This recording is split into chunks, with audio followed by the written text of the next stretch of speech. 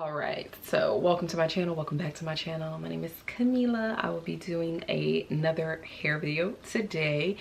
In this video, I will just be speaking about my experience using the RevAir hair dryer. The first one, I think they created like a whole nother one, but the first one, and I'll try and make it pretty quick. But I used this hair dryer a while back, and I made a whole video on it. I privated the video. I wasn't receiving like a lot of hate, but I just really didn't have the energy to explain myself to people. So I'll try and insert some of those clips here if I still have them, which I should, and explain to people why I personally don't use the dryer. I have nothing against the company or the dryer. It just doesn't do what I would like for it to do. So if you want to know what that is, I'll explain more in this video. But I use the first dryer that they had. I think they only have like 2 generations types. I don't really know how to describe it, but I think they only have 2 of them. I use the first one. I bought it with my own money, $400, $500, however much it costs. I think it's $400. I bought like the little bundle pack, so it might have been a little slightly over $4. And I used it on my hair. Now I used this on my hair a while back, as in over a year, and I used it more than once. So I think that's important to say, because some people like to think that if something worked for them, it gotta work for everybody else. I gave it a try. I gave it more than one try. I just personally don't feel like it works well for me. Now I'm gonna start with what I expected from the dryer. Based off of like the YouTube videos that I saw, I'm like, okay, the expectation wasn't high, but I only had a few of them. There were some key things that I thought that I would receive by using the dryer. One, I thought the process would be quicker.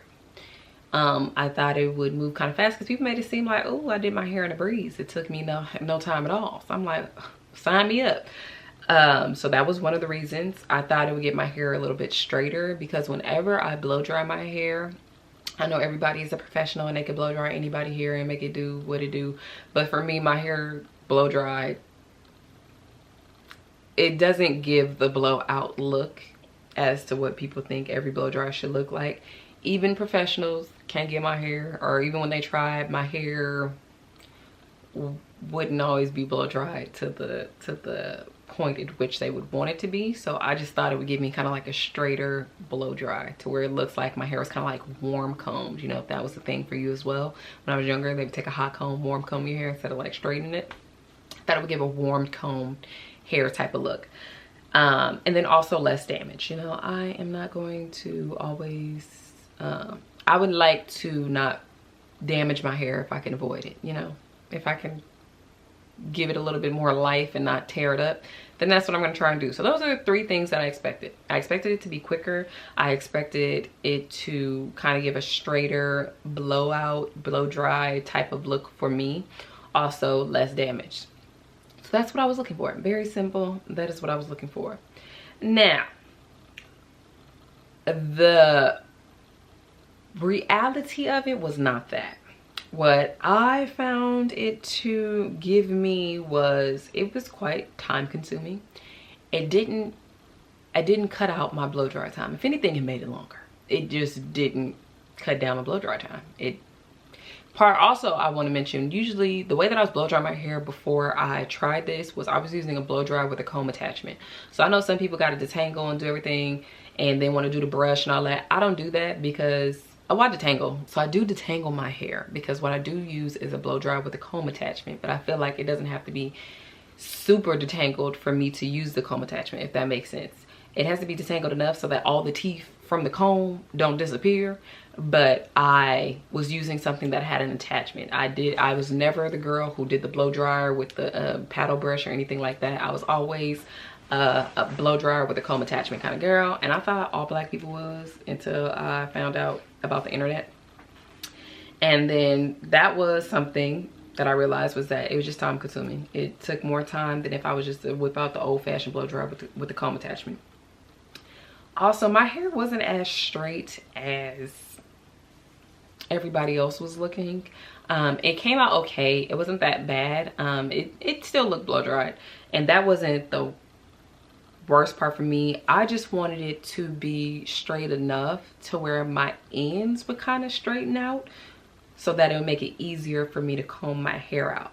Because if I wear my hair blow dried, it's in that blow dry state, but if the roots and the ends aren't straight enough, it just feels like I'm ripping out my hair when I'm combing it while it's blow dried. And I need to comb my hair when it's blow dried, even if it's a blowout or whatever. I could wear a blowout for a month or so. It won't cause me much trouble, but my ends and my roots need to be at a certain level of straightness for me to be able to wear it without damaging my hair.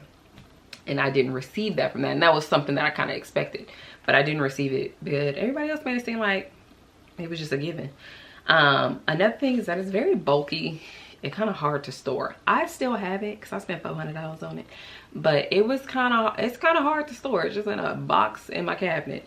So I still have it, but I don't like that it's so big and bulky. Not only is it bulky when it comes to storing it, but also like holding it. It's just kind of like a big thing to kind of just hold and sit in those areas and take a minute for it to dry. So for me, it was just kind of tiring to do that. One, because it is heavy and I had like no arm muscle, so maybe it's my fault, but my upper body strength is non-existent. So doing that is just not gonna work for me, and that was one of the reasons why I just really couldn't see myself using it in the long run. Also, it was hot. Okay, that thing, it wasn't hot like it was burning my hair. It was hot as in it was making me hot. I'm dang near sweating using it. Now, part of this is my fault because I did do it on a hot day, but I didn't know that you couldn't use it on a hot day. So I was hot, and I didn't like that either. And it just took too much energy, too much time, too much energy. And with me doing it on a hot day, that probably was part of the reason why my first impression wasn't the best. But I did try it after the fact. Now, the mistakes that I believe that I made based off of what people was shouting in the comments, as well as after looking at some other people's videos, how they did it, I could see where I made some mistakes. So the first mistake I feel like I did was my hair was probably too wet initially when I did it. I tried it again when my hair wasn't as wet and I still wasn't really a fan. Also, I think my sections may be considered too big for some people, but I feel like if I have to do smaller sections than that, I'm gonna be there all day, and I just refuse. My hair is longer than it was in those videos, but it's just like, I'm not trying to sit there all day. The idea is to kind of cut down my washing process, blow drying, or my hair process in general, not extend it. I hate doing hair. I don't want to be there all day. So that's that. And then I tried it on a hot day, and that was done on my part 2. But also, I ain't never seen nothing that said you can't use it on a hot day, so I'm only gonna take partial responsibility for that, because I feel like I should be able to use it whenever.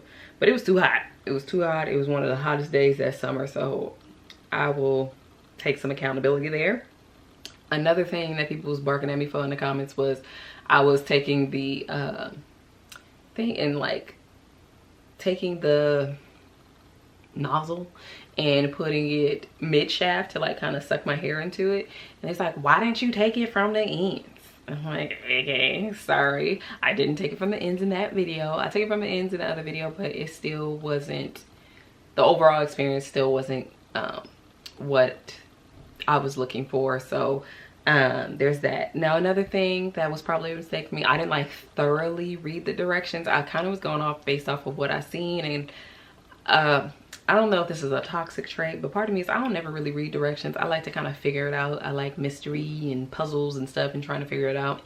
And that's kind of part of how I build my routine regimen for my hair, is just trying things and figuring it out that way. So I didn't really read the directions in depth like that. So I guess maybe I was, when it came to how I put my hair into the vacuum, was wrong. So I will say those were the mistakes that I probably made that could have altered my first impression, but not, I don't think it would have altered my overall decision not to use it in the future. Now, what some of the people were suggesting, as I mentioned, was that hair should be damp, which it was damp, but because my hair was kind of twisted in certain sections in between the section could be a lot more wet than what the outer part felt like. So I think that was the mistake, as I mentioned, in not starting from the bottom of, not starting at my ends, but starting like mid shaft was also a problem, and they said smaller pieces. Okay, so here's some footage of when I first tried the dryer. My hair is clean here. You might see some pieces, but I had tried to use a bunu and I had a really hard time getting the leaves out of my hair. So that is just what is left over. But my hair is clean and pretty much dry, maybe a little too dry to where I had to like use a spray bottle on the sections as I was using the dryer. But this is what my hair looks like. It is combed out, it's dry, it's clean, and this is what I started with. I also want to mention that I did try to do my hair with sections as well, but in this video in particular, my hair was loose. Okay, so in this clip, you'll see how I was using the dryer. This is where people said that I made a mistake and that I shouldn't have went from the middle of the shaft. I should have put my ends into the vacuum first, but that was just the way that I did it this time around. And it was okay for the majority of my hair, but this area of my hair is a lot tighter. The sides of my head and the like nape of my neck in that area, just on the sides of the nape of my neck, if that makes sense, is really tight. So when I pull my hair out here, you'll be able to see that some of it didn't really straighten like the rest. Also, I don't really find this to be a large piece. If I have to take a piece smaller than this, then it's just not worth it for me, honestly. But you'll be able to see now kind of what I'm talking about when I zoom into this piece here. So it's still kind of like kinky compared to the other hair that also was in that section.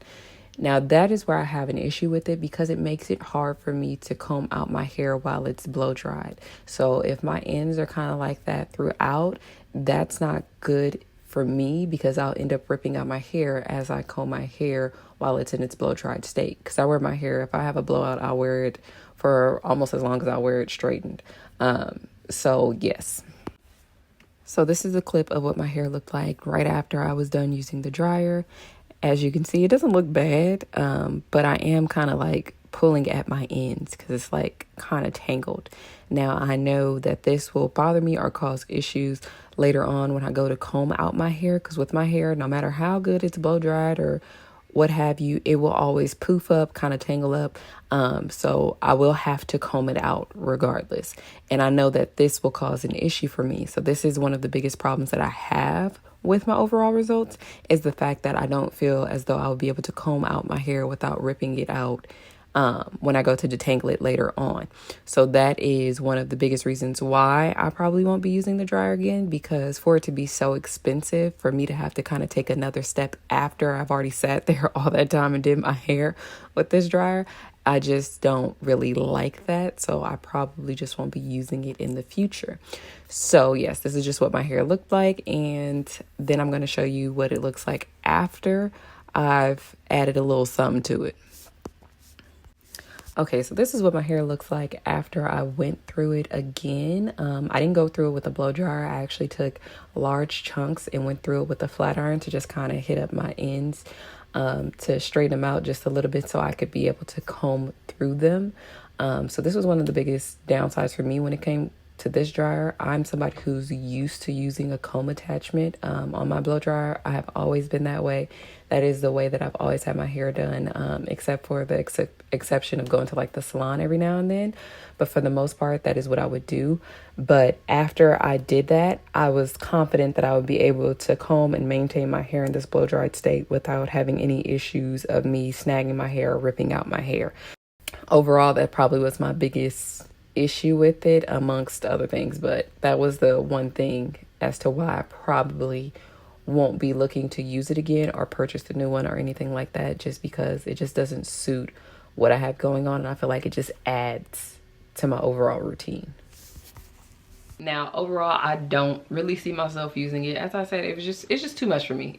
I'm a simple kind of hair routine kind of person, and that wasn't giving me simplicity. Like, it was adding to what I already had going on, and that's the main reason why I don't use it. Do I think it's a bad product? No, I just think it's not a product for me, and I think people should you know, just take a breath and realize that what works for you works for you. It's not meant to work for everybody. I don't think there was 100% guarantee, and if it was, then I may want my money back. No, I'm just playing. But it's not like 100% guarantee that it'll work for any and everybody who buys it, or it will meet the expectation of any and everybody who buys it. So it is okay for people not to like the same things or not want to use the same things. But that is just my experience and the reason why I don't use it. I don't think it's a terrible product. I think the idea of it is pretty general. I mean, it, in general, is decent. I just don't see myself using it for my hair care routine. But yeah, that's my overall experience. I haven't tried the new one. I'm probably not gonna spend more money on one of those. I still have the old one. I probably should figure out what to do with it. Everybody's like, oh, well, you can give it to me. I don't know how to do all that. So for everybody who's telling me I should try it, I did. And yeah, I just won't be using it in the future. But thank you for watching this video. That is all that I have for this video. Hopefully that was helpful or could give people a better understanding as to why it is not a product that I will be using, because I get it a lot in the comments, like, you should try it, you should try it, you should use it, it's changed my life, you try it, try it. I have, y'all. It didn't change my life in a way that changed your life, but I'm glad it works for you and that you are able to find what you was looking for. But yes, thank you for watching. That is all that I have.